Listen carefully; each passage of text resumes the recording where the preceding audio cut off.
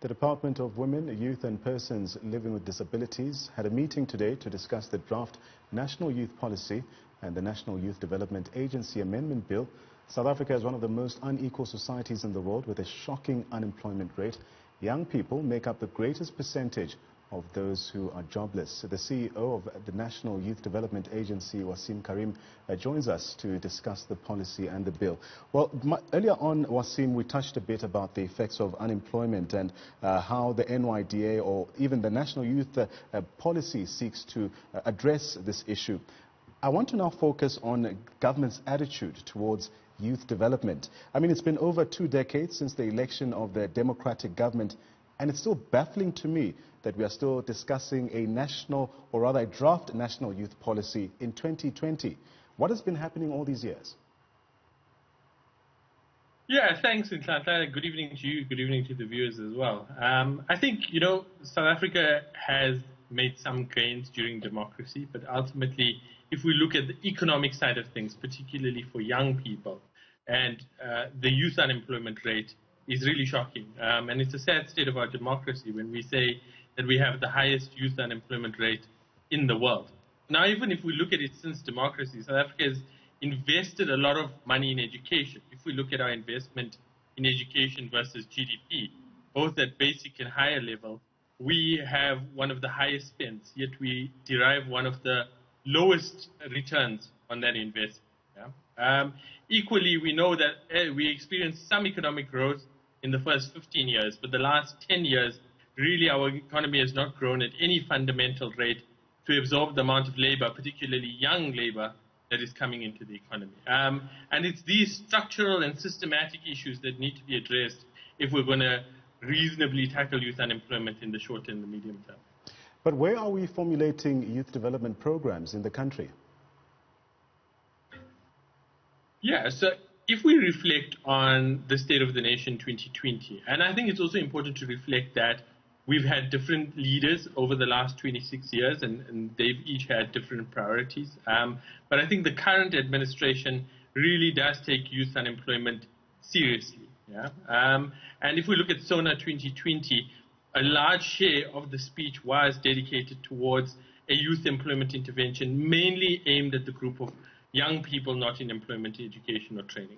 The intervention takes into account the fact that young people are not homogeneous in nature and that we need multi-pronged solutions, whether it be skills development, pathways for young people, self-employment, youth service opportunities, if we're going to, as well as resources, massive resources, if we're going to be able to tackle the youth unemployment issue in South Africa.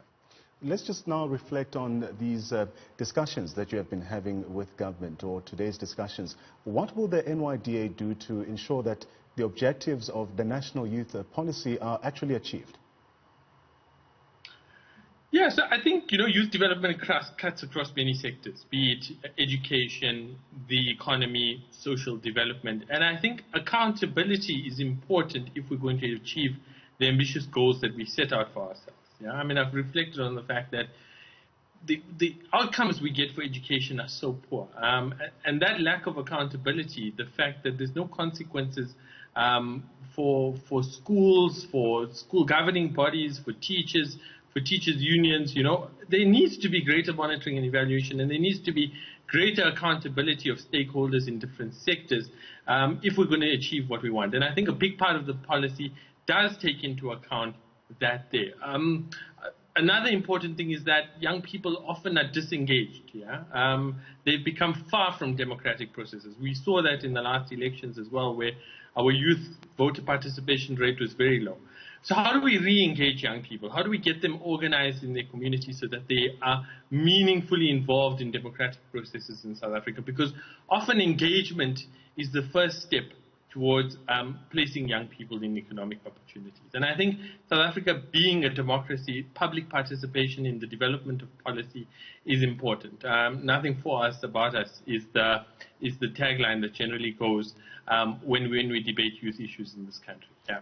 But now the question is, how do we ensure this accountability that you speak of? Oftentimes when a lot of pupils matriculate, or even those who even graduate from higher learning institutions, often have to contend with unemployment or not being able to access jobs. How do we ensure this accountability that you speak of? Yeah, so I think, let me reflect on the first part of your question, where you say many young people leave matric and they don't have jobs. Yeah? Not having a matric is the first big part of youth unemployment. So those with the matric have a fundamentally better chance of finding employment. Those with the graduation certificate have a better chance than those with matric. We lose too many young people in the basic education system in South Africa. Of the 1 million young people who start school every year, roughly only 400 to 500,000 actually end up finishing their matric. That's 600,000 young people lost to the system every year, just growing this group of young people not in employment, education, or training. When you speak to these young people, the narrative out there will be that they cannot cope academically with their subject. Yet the data that comes out of the General Household Survey suggests that many young people drop out of school due to poverty levels, due to financial constraints at home, single or child-headed households. Yeah? So sometimes it's the social issues that need to be corrected in order to fix the educational outcome. Yeah? When we speak about accountability, accountability goes hand in hand with good leadership. Yeah? If we cannot hold, as a citizenry, each other accountable, if we cannot hold our leaders accountable, we're going to struggle to achieve the gains that we want to see from democracy. Yeah? And it starts at a local level. Yeah? It starts with a parent holding teachers accountable at the school, holding a school governing body accountable for what they do, holding a local councillor accountable for what they do. I mean, we've seen in recent months palpable anger from the public and the citizenry against government for high levels of corruption. Yeah? And I think it is good that we're starting to see some pushback, some action against these high levels of corruption. And that trend needs to continue long into the future, because we're losing way too much in this country to corruption and mismanagement. Waseem, I think it's also worth noting that South Africa's national youth policy is being reviewed in the midst of a ravaging coronavirus pandemic. What has been the impact on policy making?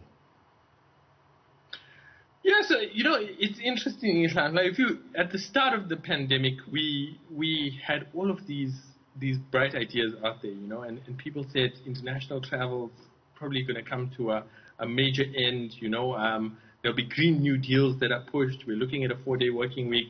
Yet I've seen in recent weeks a lot of hankering towards the old way of doing things, So I think as we redefine what life after COVID-19 looks like, the first thing we need to do is identify how we value work in society.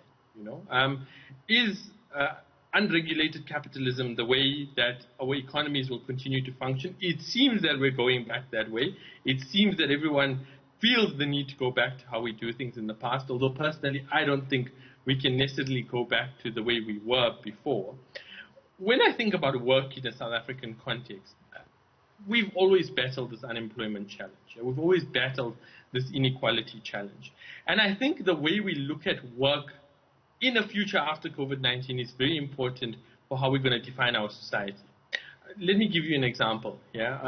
We've got all of these young people, energetic, able to work, yet we leave them on the sidelines of our economy. But if we look around us, there's so much work to be done in South Africa. No one can say there's any shortage of work in our society. So should we not be looking at something like an employment guarantee in a post-COVID scenario? That if in South Africa you're a young person and you're able to work and you're willing to work, the state will guarantee you a job at a minimum level. And these are not necessarily new ideas. These are ideas which have been trialed in South America, in parts of Asia. And I think that if we meaningfully want to address the youth unemployment issue, we need to start thinking radically beyond the current generation of ideas.